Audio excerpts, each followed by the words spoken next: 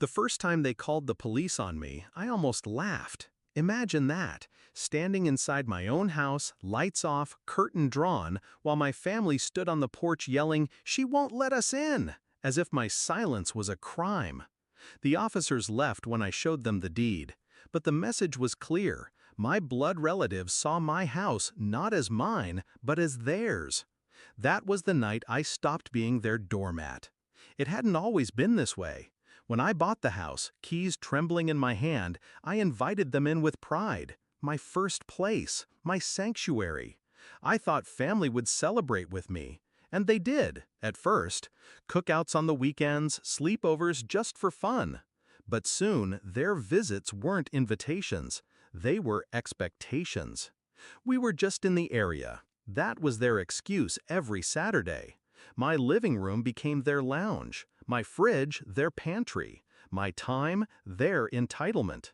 The first betrayal wasn't loud. It was a slow invasion.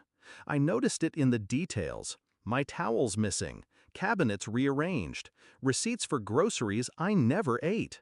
One afternoon, I came home early. My cousin's car sat in the driveway. Music thumped inside. When I opened the door, my own relatives froze mid-laugh, drinks in hand, as if I was the intruder. I didn't explode.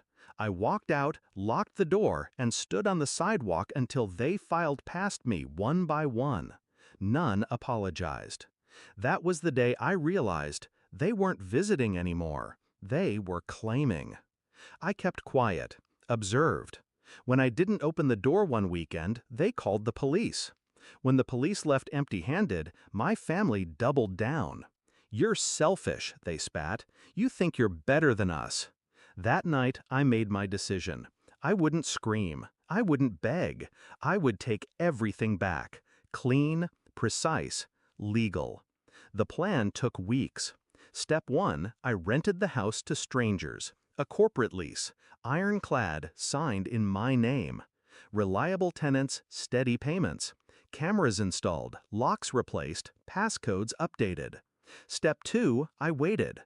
I knew my family would show up again, arrogant as ever. I wanted them to. The day came. A Saturday, of course. I was parked down the street, watching. My mother's car pulled up first, then my brother's. They walked up the porch like conquerors returning home. Knocked, rang the bell. No answer. Then, bold as ever, they tried the handle. But this time, the door swung open. And instead of me standing there, strangers appeared. My tenants. A young couple, polite but firm. "Can we help you?" I saw the confusion ripple across my mother's face. My brother stammered, This is our house." The tenants shook their heads. "No, this is our house. We signed the lease last month." My family stood frozen on the porch, realization sinking like lead. My phone buzzed within minutes. Calls, texts, rage spilling across the screen.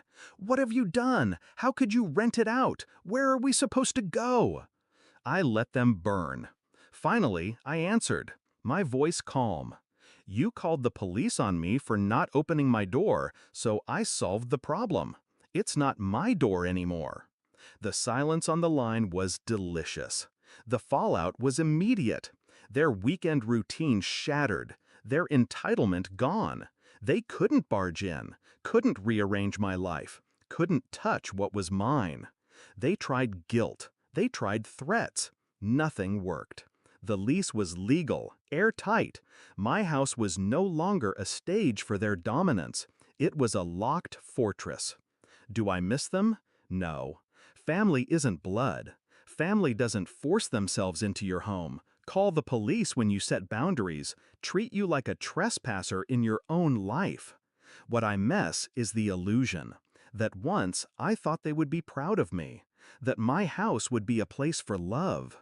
But illusions burn, and when they do, you see truth clearly. Now, when I drive past on weekends, I see my tenants' cars in the driveway. Laughter spilling from the windows. A life being lived, not stolen.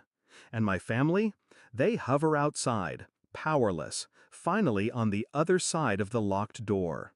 Justice didn't come with fists or fire. It came with a signature, and the knowledge that the house they thought was theirs will never be again.